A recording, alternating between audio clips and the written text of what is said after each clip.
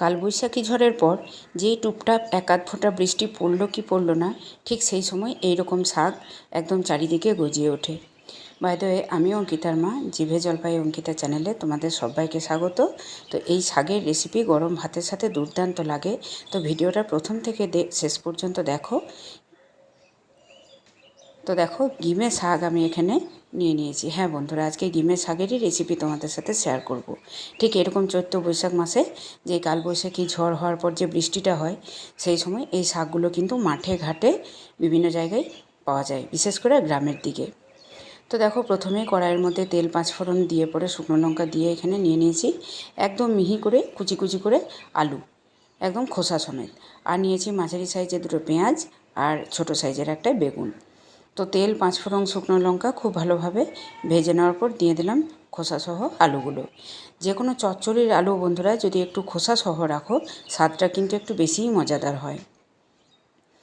তো দেখো, আলুটাকে খুব ভালোভাবে আমি ভেজে নেওয়ার পর দিয়ে দিচ্ছি পেঁয়াজ আর বেগুন। পেঁয়াজটাকে অবশ্যই দেওয়ার চেষ্টা করো, কেননা যারা তেঁতো খেতে পছন্দ করে না, সেক্ষেত্রে এরকম ধরনের তেঁতো শাকের রেসিপিতে একটু পেঁয়াজ ব্যবহার করলে তেঁতোর ব্যালেন্সটা কিন্তু খুব সুন্দর বজায় হয়। আর গিমে শাক যারা পছন্দ করে না, তারা যদি এইভাবে একবার বানিয়ে খাও, আঙুল চেটে পুটে খাবে, এরপর থেকে গিমে শাকই খেতে পছন্দ করবে।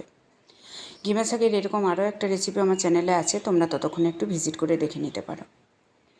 তো দেখো, আলু পেঁয়াজ বেগুন খুব ভালোভাবে ভেজে নেওয়ার পর দিয়ে দিলাম আন্দাজ মতো হলুদ ও স্বাদ মতো লবণ হলুদ দেওয়ার পর খুব ভালোভাবে ভেজে নিচ্ছি।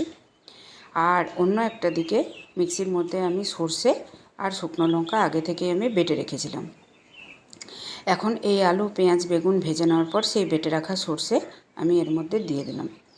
এখানে কিন্তু শুধু সর্ষে আর শুকনো লঙ্কা আছে, তোমরা শুকনো লঙ্কা জায়গায় কাঁচা লঙ্কাও কিন্তু ব্যবহার করতে পারো। আর ঝালটা নিজেদের স্বাদ অনুযায়ী বুঝে নিয়ে দেবে। যেহেতু তেঁতো, সেহেতু একটু লবণ ঝাল ব্যালেন্সটা একটু বুঝে শুনে দেবে, তাহলে তেঁতোর ব্যালেন্সটাও কিন্তু ঠিক থাকবে। তো দেখো, সমস্ত কিছু খুব ভালোভাবে আমি এখানে কষিয়ে নিয়েছি। আর এদিকে আগে থেকেই গিমে শাক কেটে ধুয়ে পরিষ্কার করে আমি বেছে রেখেছিলাম। এখন সেই শাক আমি কড়াইয়ের মধ্যে দিয়ে দিচ্ছি। এই সময় কিন্তু প্রচুর গিমে শাক একদম টাটকা পাওয়া যায়।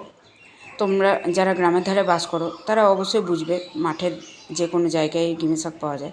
আর এটা শরীরের পক্ষে কতটা উপকার সে আর বলার অপেক্ষা রাখে না। যে কোনো রকম ব্লাড পিউরিফাইং করতে বা ডায়াবেটিসের যাদের প্রবলেম আছে, তারা অবশ্যই প্রতিদিনে একটু দুপুরে ভাতের পাতে রাখার চেষ্টা করো, বিশেষ করে এই সিজনটায়। এই বৈশাখ জ্যৈষ্ঠ আষাঢ় শ্রাবণ মাস খুব ভালো পাওয়া যাবে। তো অবশ্যই গরম ভাতে প্রথম পাতে রাখার চেষ্টা করো। তো দেখো, খুব ভালোভাবে কষিয়ে নেওয়ার পর আমি কম আঁচে 5 মিনিট মতো ঢাকা দিয়ে রেখেছিলাম। আলুগুলো যেহেতু একদম খুব মিহি করে কেটে রেখেছিলাম, তাই সেদ্ধ হতে বেশিক্ষণ সময় লাগবে না। আর বেগুন পেঁয়াজ তো ভাজতে ভাজতেই সেদ্ধ হয়ে যায়। তো দেখো, একদম সেদ্ধ হয়ে গেছে। আমি শুকনো করে আমি এটা মিশিয়ে নিচ্ছি। আর এই গিমে শাক কিন্তু একদম, এই গিমে শাকের চচ্চড়ি খুব শুকনো করে করলেই বেশি ভালো লাগবে। তো রেসিপি একদম তৈরি হয়ে গেছে। তোমাদের কেমন লাগলো তোমরা অবশ্যই কমেন্ট করতে ভুলো না। আর আজকে আমার ভিডিও যারা প্রথম দেখছো, তারা অবশ্যই চ্যানেলটাকে সাবস্ক্রাইব করে দিয়ে পাশে থাকা বেল বাটন ক্লিক করে নোটিফিকেশান অল করে দিও। তো দেখো, গরম ভাতের সাথে আমি সার্ভ করে নিয়ে ফিরে এসেছি। এই গিমে শাকটা গরম ভাতের সাথে দুর্দান্ত লাগে। তো আজকে এই পর্যন্তই, ফিরে আসছি আবার অন্য কোনো দিন অন্য কোনো জিভে জল আনা রেসিপি নিয়ে। সবাই ভালো থেকো, সবাই সুস্থ থেকো, ভালো খাও, আনন্দ করে কাটাও।